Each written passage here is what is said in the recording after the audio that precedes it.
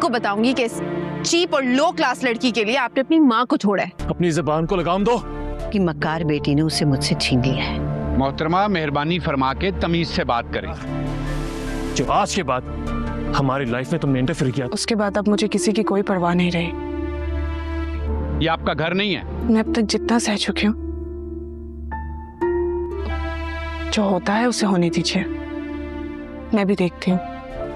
बीवी है मेरी, खबरदार। क्या वो किस हद तक जाएगी। जीनिया और इसकी माँ से तो अपनी हार बिल्कुल भी बर्दाश्त नहीं हो रही और इनको कुछ भी समझ नहीं आ रही कि वो लोग अब क्या करें। वो दोनों अब बिल्कुल ही पागल हो चुके हैं। जीनिया की माँ तो सीधा महक के घर चले जाएगी और वहाँ जाकर वो इसके माँ बाप को बातें सुनाने लग जाएगी और बोलेगी कि आपकी बेटी की वजह से मुझे मेरा बेटा छोड़कर जा चुका है। जहाँ पर महक का बाप भी चुप नहीं रहेगा और जीनिया की माँ को वहाँ से बेइज्जत करके निकाल देगा। और वहाँ पर जीनिया है जो कि जर्रार और महक को एक दिन किसी होटल में देखकर वहीं पर इन लोगों से लड़ने लग जाएगी और सब लोग इन लोगों की तरफ देखते रहेंगे।